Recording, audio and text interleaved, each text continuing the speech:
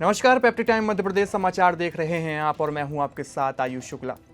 मध्य प्रदेश विधानसभा के बजट सत्र का आज दूसरा दिन है। मंगलवार को दिवंगत नेताओं के प्रति श्रद्धांजलि के साथ मध्य प्रदेश विधानसभा की कार्यवाही शुरू हुई। कार्यवाही शुरू होते ही प्रश्नकाल में विपक्ष ने सरकार को कई मुद्दों पर घेरा।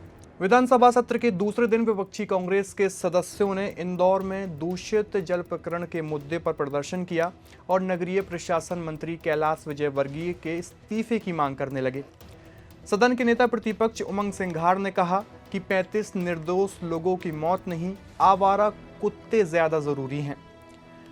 प्रदेश सरकार के लिए आवारा कुत्तों का मुद्दा अधिक महत्वपूर्ण दिख रहा है। विधानसभा में आज चर्चा चल रही थी ध्यान आकर्षण पे कुत्तों को काटने को। सरकार के मंत्रियों ने बड़े चिंतन और मनन किया और आधा घंटे से ज्यादा चर्चा चली, लेकिन प्रदेश के अंदर दूषित पानी से मौतें हो गई। प्रदेश में पूरा प्रदेश दूषित पानी पी रहा। सरकार कितनी असंवेदनशील है।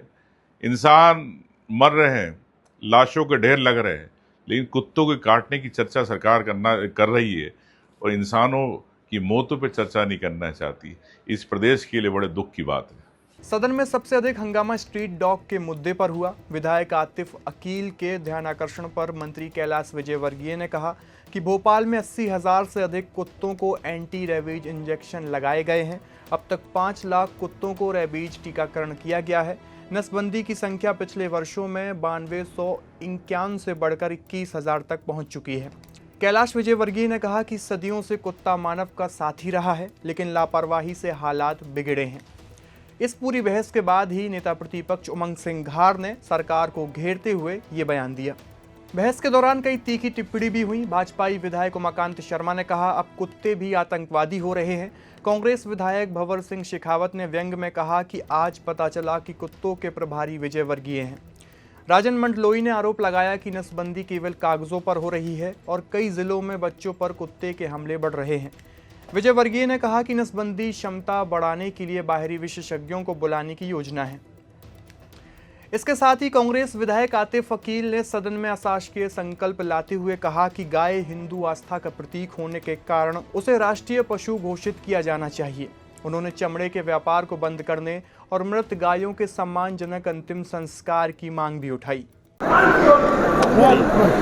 गाय को लेकर आप क्या मांग करते हैं? मैंने अशासकीय संकल्प लगाया है गाय को लेकर कि गाय को राष्ट्रपति घोषित करना चाहिए। हिंदू धर्म अगर माता मानता है तो बिल्कुल हम उसको सम्मान करते हैं। राष्ट्र पशु घोषित होना चाहिए। अगर डेथ हो जाए तो अंतिम संस्कार भी हो और चमड़े का व्यापार, इस चीज़ का व्यापार भी बिल्कुल बंद होना चाहिए। इसके लिए 2017 में मेरे फादर ने भी लगाया था और उस टाइम भी भाजपा की सरकार थी और बहुमत के कारण वो संकल्प पारित नहीं हुआ था।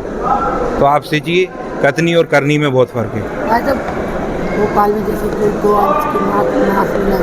इसीलिए तो संकल्प बनाने की बात। भाजपा विधायकों ने इसका विरोध किया और कहा कि इस तरह के मुद्दे राजनीतिक रंग देने का प्रयास है।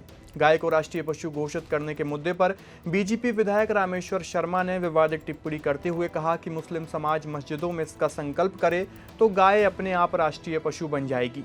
को राष्ट्रीय पशु घोषित किया जाए और अंतिम संस्कार कांग्रेस के विधायक नहीं, अच्छा है वो लेकर आए, इस बात के लिए हम उनको धन्यवाद देते हैं। लेकिन उनसे प्रार्थना करते हैं कि जरा मुसलमानों को मस्जिद में जाकर एक संकल्प प्रस्ताव वहां भी पास करा लो तो गाय अपने आप राष्ट्रीय पशु घोषित हो जाएगी, गौ माता। आखिर गौ माता को काटने वाला कसाई कौन है? आप हमारे भतीजे हो यार, आप थोड़ा सा सीख लो। बस जाकर ताजो जो मस्जिद में नमाज हो उस दिन अल्लाह की कसम खाकर सारे मुसलमान तय कर दे कि किसी भी कीमत पर गाय नहीं कटने दी जाएगी। कोई माई का लाल गाय को से हाथ नहीं लगा सकता। बस प्रार्थना ये है कि आरिफ अतीफ साहब क्या, हाँ, वो थोड़ी सी जरा, ये केवल विधानसभा में पब्लिसिटी के लिए नहीं, मेरे भतीजे थोड़ी सी मस्जिद में जाकर मुल्ला और मौलवियों से भी ये बात कराओ। तो मध्य प्रदेश विधानसभा का बजट सत्र दूसरे दिन भी हलचल से भरा रहा। कहीं गाय पर चर्चा हुई तो कहीं स्ट्रीट डॉग्स पर चर्चा हुई। आपकी इस पूरी खबर को लेकर क्या राय है, कमेंट बॉक्स में अपनी प्रतिक्रिया जरूर दीजिए और बने रहिए पेप्टिक टाइम के साथ। शुक्रिया।